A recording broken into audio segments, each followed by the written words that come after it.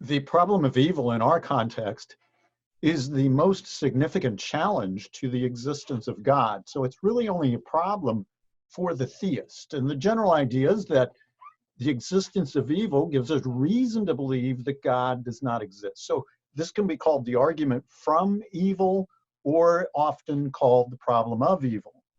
So again, the general idea, you think of something that is really bad that has happened. Think of an evil. For example, Dostoevsky describes this terrible occurrence in his work, The Brothers Karamazov, where a little boy is put to death by a general because he threw a rock at a dog. And the way that he was put to death is horrible, nearly unspeakable. He held the boy overnight, basically probably in an outhouse, something like that. And then in the morning called a bunch of people around to watch, including the boy's mother. And then he had a bunch of hunting dogs that were given the attack command, and they ripped the boy up and obviously killed him. It's just a terrible account of human behavior. Whether it's fiction or based on a true story, it really doesn't matter, because unfortunately, there really are occurrences of such things. Now, the questions that might arise are things like this. Is God able to stop that kind of evil, but he's unwilling?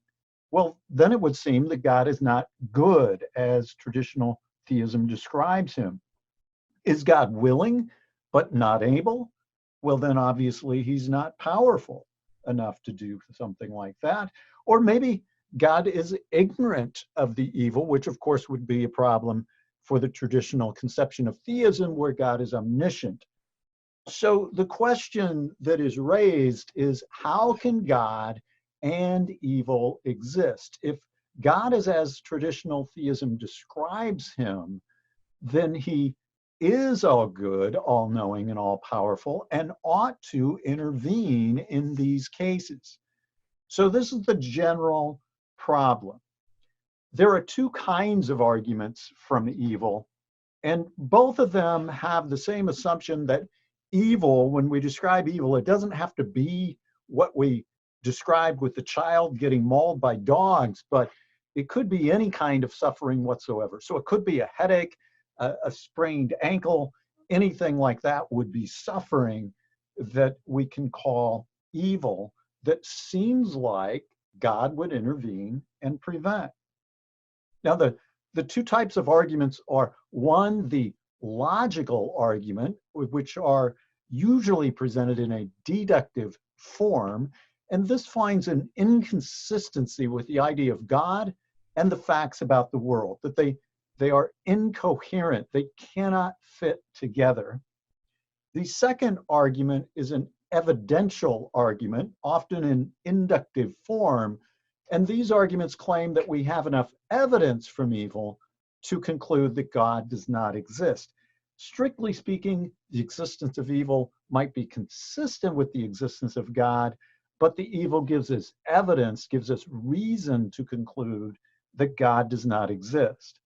Now, both of these are examples of an application of a technique that we considered in discussing religion as a whole, that is critical rationalism, where you look at a religious belief system and you check it for external coherency, was one of the methods we mentioned.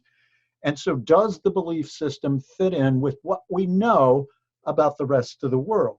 So here the challenge is, does the existence of God, as traditional theism describes him, fit in with the evil and suffering that we know exists? So how does the logical argument go? We'll focus on this argument in this video. In another video, we'll look at the evidential argument.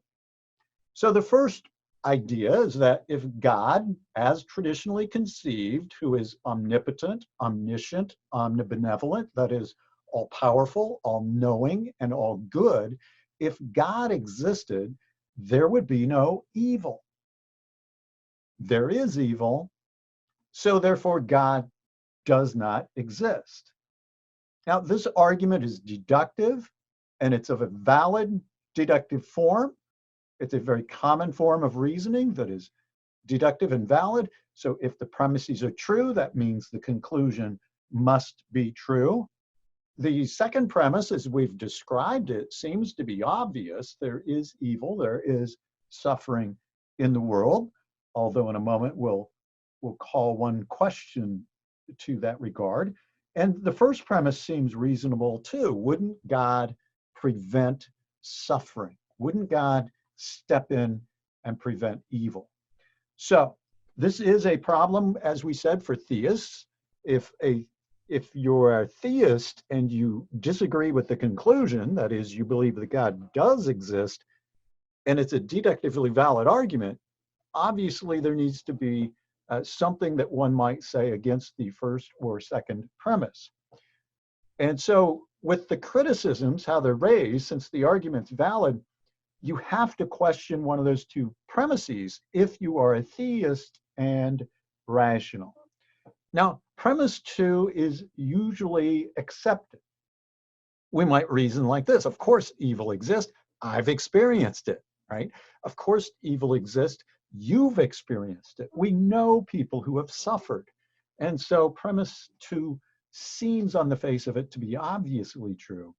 Now, I will comment on it though before going on to question the first premise.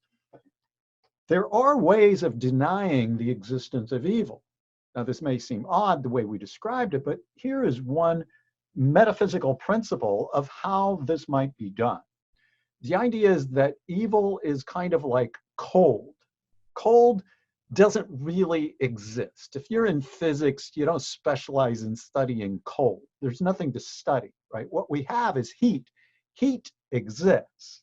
So we could study heat. We could think about what heat is, the motion of molecules on a molecular level, or something like that. We can explore that idea. But cold is really the lack of heat. So if you took away all the heat, you would have absolute zero, minus 273 degrees Celsius, and you wouldn't have any more heat to remove. You can't get any colder than that. There's no cold that you can add to that. Cold doesn't exist, speaking strictly. And you might also say that evil is like darkness. Again, if you are a physicist, you could study light, you could investigate the nature of light, you could talk about refraction, you could talk about photons and those things, but you don't study darkness. Darkness is simply a lack of light. And again, a complete lack of light is absolute darkness, and you can't add darkness to that to make anything darkness. There's no such thing as darkness to add. It's just merely a lack of light. So the idea that's gone back to Augustine, Anselm, Aquinas, accepted this view of evil where, strictly speaking, metaphysically speaking, evil doesn't exist. So technically, the second premise is false. Now, that may not be satisfactory for some, but that is a path that some theists have taken. Now, a different way to criticize the argument, and the most common criticism to raise, is then to question the first premise. So, for example, if you're taking the Introduction to Philosophy course and have the assigned article by Timothy O'Connor, he describes a situation where sometimes a good person allows something to occur. And that can happen for a couple different reasons. So, for example, a good parent might allow suffering to occur for a greater good. So I am a parent of 3 children, and when they were babies, they were learning how to walk, I would actually stand a distance from them, knowing that they're not going to make it to me that first try, but yet encourage them to take some steps, knowing they're going to fall on their face or on their butt, and yet I allow it to happen. Does that make me a bad parent? I hope you don't think so. Your parent probably treated you the same without having ill intent. right? A parent allows this to occur so that the child can learn how to walk. That's a greater good. Babies who fall at that age are not going to get hurt. There's really not a significant problem. I mean, there will be pain, there will be suffering, but they will recover quickly, and you've got a much greater good of learning how to walk. Another reason that someone might allow suffering to occur when they could step in and prevent it is the suffering prevents a worse harm. So, for example, a parent who has their child immunized and it requires a shot, an injection that might be painful for the baby. This is something that is done. Sure, the suffering is there, it's painful, but it's there to prevent a much worse case of suffering later in life if one were to get a terrible disease. So a parent can do that and still be a good parent. These are sometimes called necessary evils, right? In these cases, the suffering has a higher purpose. It's to promote a greater good or prevent a worse harm. And so sometimes someone who is a good person knows that suffering is going to take place, has the power to stop the suffering, does not intervene because they're necessary for greater goods or to prevent worse harms. So there seems to be a consistency with God allowing evil to exist, and that calls into question the first premise. Now, there is a revision of the argument that is possible in response to this initial criticism. The revision is a matter of describing unnecessary evil. So you change the first premise and say, well, if God existed, there would be no unnecessary evil. Sure, there might be some necessary evil, but there would be no unnecessary evil. And the problem is there is some unnecessary evil in the world. That first case of the child being mauled by dogs certainly seems like an unnecessary evil, and therefore God does not exist. Obviously, it's the same argument structure. All we've done is stuck in the word unnecessary before evil in the first and second premises. And so it looks like this argument is not going to fall to the criticism that we just considered. So how does a theist respond to this revised logical argument? What criticisms might be raised to it? Well, some might question the second premise. Some might question whether or not there really is unnecessary evil. After all, our minds are limited. God is infinite in his knowledge. He can see connections between events that we couldn't possibly even fathom. And so maybe things that seem unnecessary to us really are necessary. Now, some theists take that route. We're not going to explore that path any further, although I think it's interesting and worth pursuing. For our purposes here, we might want to just go on and consider what higher purpose God might have. If God's allowing evil to occur, is there a higher purpose? And the response to that is yes, there is. There is value in free will. So the horrible story we mentioned, the general has free will. Now, this is the most general response, and ultimately it's one that's often been considered convincing even by atheists. Many have said that that's been shown to be effective, going back to Alvin Plantinga's work on this topic. So the idea here is that it's possible that God values free will greatly, and creating creatures with genuine free will is a worthwhile risk. And all it takes here is the possibility, right? If it's possible that God exists and evil also exists, if it's merely possible that some of that evil is unnecessary because free will is so great and creatures have free will and are able to cause unnecessary evil, if that's possible, then the first premise seems to be false. You could have God existing and yet there be unnecessary evil. And so, given that possibility, that undercuts the first premise. Now, someone might ask, why is free will so great, right? Why does God want us to have free will? Well, it does seem like there are various reasons for that. We value it for one thing, right?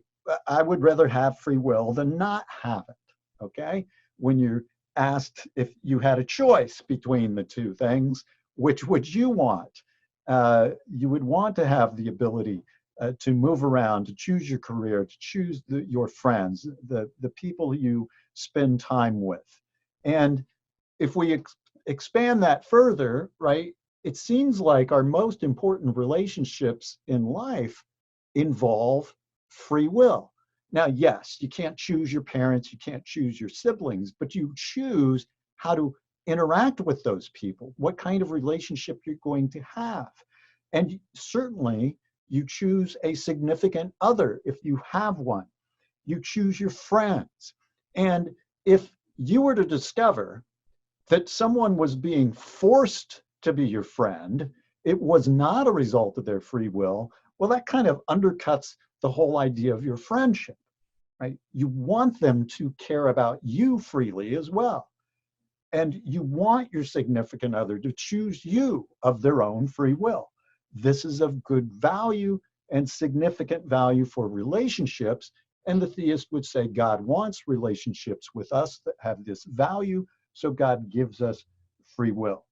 Now, if that's the case, that humans have the free will and can bring about evil unnecessarily, then in that situation we have premise one being false, and so the argument seems to fail because of that.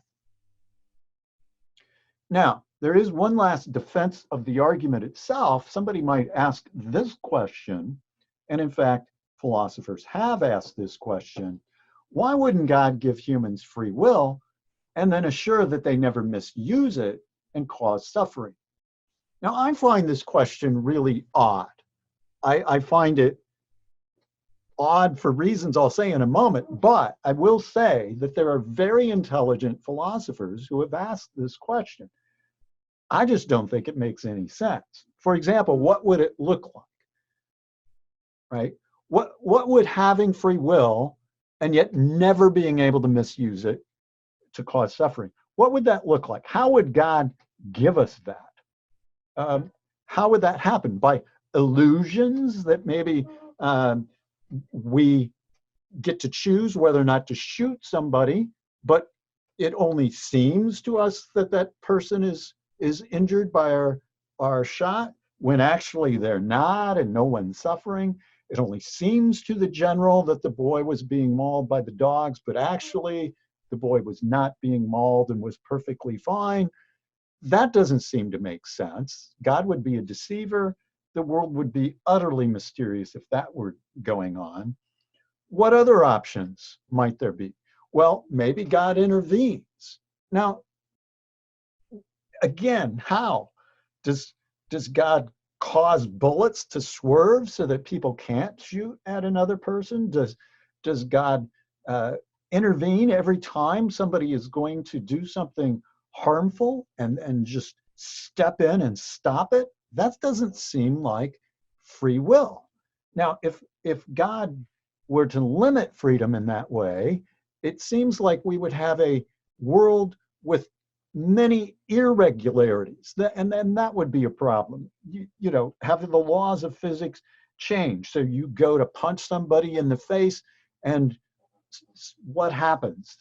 It feels like a tickle to them or something like that. Well, then why would you bother even trying to throw the punch? It just doesn't make sense when you start to think through the details of how this works. And we can talk about free will and the nature of free will, which is certainly another important topic, why it doesn't seem like this path is a good way of defending the argument.